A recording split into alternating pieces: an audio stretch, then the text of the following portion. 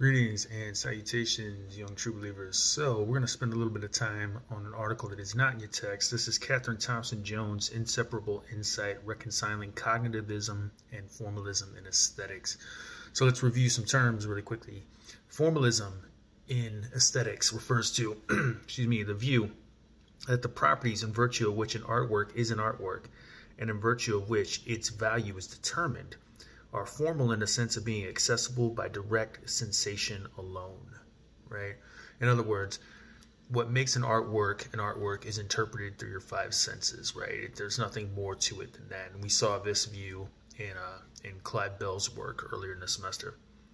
Now, Thomson-Jones, she notes, sophisticated formalism in relation to both music and film allows for the aesthetic relevance of other features of the work besides form, while recommending a structural focus for aesthetic appreciation, right? Now, really briefly, aesthetic cognitivism, you will recall, is the view that art can teach humanity things. In brief, right? I mean, that's the Cliff Notes version. More robustly, what art teaches us are insights into psychology and ethics, but also other things. And I'll give you an example of this. Art teaches historians about the details of major battles, for example, right? Or the structure of cities, the layout of cities, things like that. More recently, there was a debate among paleontologists about whether or not the European male lion, yes, there used to be lions that roamed southern Europe, and it wasn't known whether or not the European male lion had a mane like the African lion. Well, recently they discovered some cave paintings in a cave, and I believe this was in Spain, it might have been Germany, where the artist painted a male and female European lion walking next to each other, and we learned that the male did not have a mane through that painting. So we do learn, things about the world, empirical facts, what might be called scientific facts, right?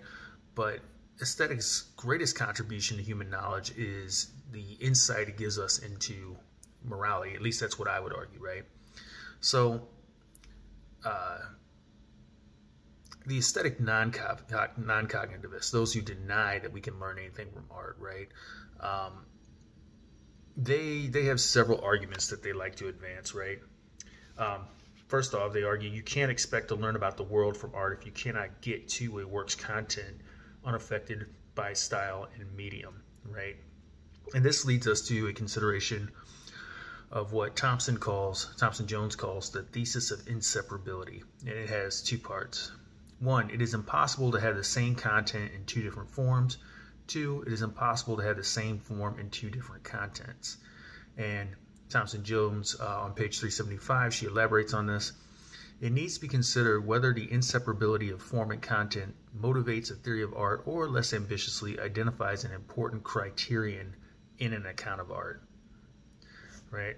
So, what's Thomson-Jones' strategy here? What's she trying to do? Well, there are three parts to her thesis. One, she identifies a particular account of form and content as the one invoked by the thesis. B, she shows that the inseparability thesis, that is, right? She shows that the inseparability thesis does not motivate a theory of art. That is to say, it doesn't suggest a theory of art, or it doesn't elucidate a theory of art. And three, she explores the ways inseparability influences our understanding of representational art. Right? Thomson-Jones rejects the notion that inseparability of form and content in art precludes the aesthetic relevance of learning from art. She does this by outlining two kinds of insight that depend on inseparability. Right? So that is what I'm going to go into detail on Wednesday. But I'm going to give you this little primer as you start reading her essay, because it's not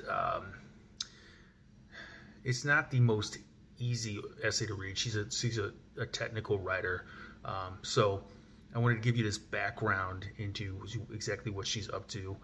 Remember, she's critiquing the inseparability thesis. She's not defending it, right? And take your time as you read this article. It's a dense article. Take notes as you go, and I will be back to give you some more insight in this article on on Wednesday.